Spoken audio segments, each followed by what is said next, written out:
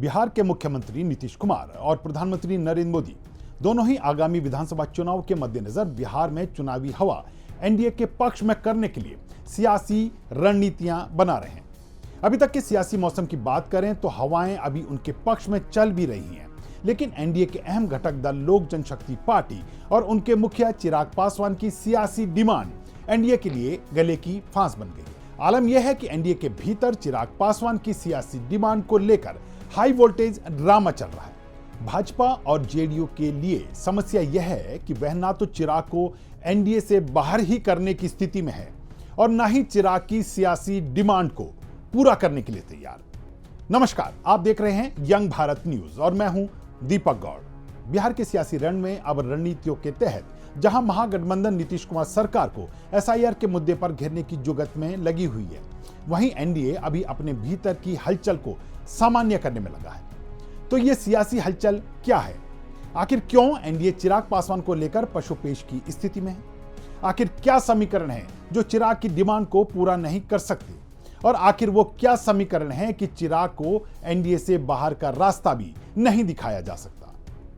यह सब जानने के लिए इस वीडियो को अंत तक देखिए। अगर आपने हमारे चैनल को अब तक सब्सक्राइब नहीं किया है तो सब्सक्राइब कर लें और बेल आइकन को जरूर दबा दें ताकि हमारी सभी रिपोर्ट्स आप तक समय से पहुंच सके। तो चलिए बात करते हैं एनडीए के लिए गले की फांस बन चुके चिराग पासवान की। असल में एनडीए में भाजपा जदयू के साथ लोक जनशक्ति पार्टी रामविलास, जिसके मुखिया अब चिराग पासवान हैं, उमेंद्र कुशवाहा की राष्ट्रीय लोक मोर्चा और जीतन राम मांझी की हम पार्टी है। बिहार विधानसभा चुनावों के मद्देनजर एनडीए में सीटों के बंटवारे को लेकर सबसे ज्यादा नाराजगी चिराग पासवान की बताई जा रही है। असल में चिराग पासवान लोकसभा चुनाव में पार्टी के प्रदर्शन से उत्साहित हैं और इस बार 243 सीटों में से 40 सीटें अपने लिए मांग रहे हैं। अब चिराग पासवान की यह सियासी डिमांड ही एनडीए के लिए सिरदर्द बन गई है। अगर सियासी आंकड़ों के अनुसार बात करें तो भाजपा जदयू उन्हें मात्र 20 से 25 सीटों के करीब ही देने की स्थिति में है। इसमें ज्यादा सीटें देने पर उनके लिए उपेंद्र कुशवाहा और मांझी को देने के लिए सीटें कम पड़ जाएंगी। चलिए हम सिलसिलेवार एनडीए में सीटों के फार्मूले को समझते हैं। सबसे पहले बात करते हैं बिहार में एनडीए के बड़े भाई यानी नीतीश कुमार की जदयू पार्टी पर। पिछली बार यानी 2020 में विधानसभा चुनावों में जदयू 115 सीटों पर चुनाव लड़ी थी, वहीं भाजपा 110 सीटों पर, यानी दोनों ने आपस में ही 225 सीटें बांटी थी। शेष बची 19 सीटों में से 7 सीटें मांझी की हम पार्टी को मिली थी और महागठबंधन से नाराज होकर पिछली बार एनडीए में शामिल हुई वीआईपी पार्टी यानी मुकेश सहनी की पार्टी को 11 सीटें मिली थी। पिछली बार चिराग सीटों के बंटवारे के मुद्दे पर एनडीए की नीति से सहमत नहीं थे और इसलिए उन्होंने 134 सीटों पर अकेले ही चुनाव मैदान में उतरने का फैसला लिया था। अब इस बार यानी 2025 में होने वाले विधानसभा चुनावों में एनडीए के समीकरण कुछ बदले हुए हैं। इस बार मुकेश सहनी एनडीए का हिस्सा नहीं है, लेकिन उपेंद्र कुशवाहा तीसरे मोर्चे को छोड़कर एनडीए के साथ आ गए हैं। इतना ही नहीं, पिछली बार चिराग पासवान सीट बंटवारे से नाखुश होकर अलग चले गए थे, लेकिन अभी तक वह एनडीए के ही साथ हैं। इस तरह इस बार एनडीए में अभी तक 5 दल हैं जिनके बीच सीटों का बंटवारा होना है। अब हाल की सीटों का समीकरण यह कहता है कि 243 सीटों में से जदयू और भाजपा इस बार करीब 105 और 102 सीटों के करीब अपने लिए रखेंगे। शेष बची 36 सीटों में से हम लोजपा और कुशवाहा की पार्टी को शामिल करेंगे। यहां यह गौर करने की बात है कि भाजपा और जदयू इस बार पहले से ही अपनी पिछली बार से कम सीटों पर उतरने की रणनीति बना रही है। इससे कम पर ये नहीं जाना चाहती। अब ऐसे में चिराग पासवान को अकेले 40 सीटें चाहिए, तो यह कैसे संभव होगा? तो चलिए अब आपको चिराग पासवान की इस सियासी डिमांड का सियासी आधार बता दें। असल में 2020 के विधानसभा चुनावों में चिराग पासवान 134 सीटों पर उतरे थे और मात्र 1 सीट जीत पाए थे। इसके बाद वह लौटकर फिर से एनडीए का हिस्सा बने और 2024 के लोकसभा चुनाव में 5 में से 5 सीट जीतकर एनडीए के लिए 100% रिजल्ट लेकर आए। इन 5 लोकसभा सीटों की 30 में से 29 विधानसभा सीटों पर उन्हें अच्छी बढ़त मिली थी। अब अपने लोकसभा के प्रदर्शन को देखते हुए चिराग पासवान ने विधानसभा में 40 सीटों की सियासी डिमांड रखी है। चिराग जान रहे हैं कि जिन सीटों पर उनके सांसद बैठे हैं वहां की 29 सीटों पर तो उनकी अच्छी पैठ बनी ही हुई है।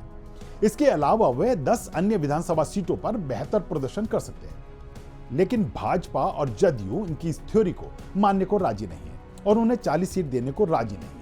अगर बात 2020 के विधानसभा चुनाव की करें तो उस दौरान चिराग पासवान के एनडीए से अलग होने के कारण जदयू को भारी नुकसान उठाना पड़ा था। चिराग ने जदयू में जमकर वोट काटे और इसका परिणाम यह हुआ कि जदयू महज 43 सीटों पर ही सिमट गई थी, जबकि भाजपा 74 सीटों के साथ बिहार में एनडीए के बड़े दल के रूप में उभर कर सामने आई। बहरहाल अब एनडीए के सीटों के फार्मूले को देखें तो उसमें लोजपा के लिए 40 सीटें बनती दिख नहीं रही हैं। अगर चिराग 35 सीटों पर आए तो इस स्थिति में हम और उपेंद्र कुशवाहा की आरएलएम के लिए पर्याप्त सीटें नहीं बचती। यही कारण है कि एनडीए में सीटों के बंटवारे को लेकर काफी तनाव बना हुआ है। असल समस्या यह है कि एनडीए चिराग पासवान को उनकी मनमाफिक सीट दे नहीं सकती और उन्हें एनडीए से बाहर भी नहीं रख सकती। ऐसा हम क्यों कह रहे हैं, जरा इसे भी समझिए। अगर एनडीए ने चिराग पासवान को अपने गठबंधन से बाहर किया तो उसका बड़ा नुकसान उठाना पड़ेगा। आंकड़ों के अनुसार बिहार में लोक जनशक्ति पार्टी का 10% के करीब वोट बैंक है। चिराग का वोट बैंक दलित और अति पिछड़ा वर्ग है। 2020 के विधानसभा चुनावों में चिराग पासवान अकेले ही सियासी मैदान में थे और उस स्थिति में उन्होंने जदयू को भारी डेंट दिया था। 134 सीटों पर चुनाव लड़ते हुए चिराग की पार्टी करीब 64 सीटों पर तीसरे स्थान पर या उससे नीचे रही थी, जहां उसके वोटों का नंबर जीत के अंतर से ज्यादा था। 27 सीटों पर तो सीधे लोजपा ने जदयू को भारी नुकसान पहुंचाया था। ऐसे में चिराग को जहां इस बार अपने साथ बनाए रखना मुश्किल हो रहा है, वहीं एनडीए से बाहर करना और ज्यादा मुश्किल है। अब एनडीए की इस चिंता को भी समझिए कि अगर चिराग पासवान उनके गठबंधन से बाहर होकर अकेले चुनाव में उतरते हैं तो वह वोट कटवा पार्टी साबित होंगे, लेकिन अगर वह जनसुराज पार्टी यानी प्रशांत किशोर के साथ मिलकर चुनावों में उतर गए तो सियासी समीकरण पूरी तरह बदल सकते हैं। चिराग पासवान और प्रशांत किशोर एक दूसरे की जमकर तारीफें कर चुके हैं। ऐसे में यह कहना कि इस समय चिराग पासवान एनडीए के लिए गले की हड्डी बन गए हैं, जो ना निगली जाए और ना ही उगली जाए। आने वाले दिनों में एनडीए के लिए मुश्किलें और खड़ी हो सकती हैं। ऐसे में देखना यह होगा कि एनडीए के थिंक टैंक और चिराग पासवान के बीच क्या सहमति बन पाएगी, या बिहार में इस बार फिर से चिराग पासवान अपनी अलग राह पर निकल जाएंगे, या वह प्रशांत किशोर के साथ मिलकर बिहार की सियासत के सियासी समीकरण को बदलने की जुगत में जुट जाएंगे। आपको हमारी ये रिपोर्ट कैसे लगी, कमेंट बॉक्स में लिखकर जरूर बताएं और इस तरह की रिपोर्ट आगे भी देखने के लिए जुड़े रहें हमारे साथ। हम हैं यंग भारत न्यूज, सच के साथ।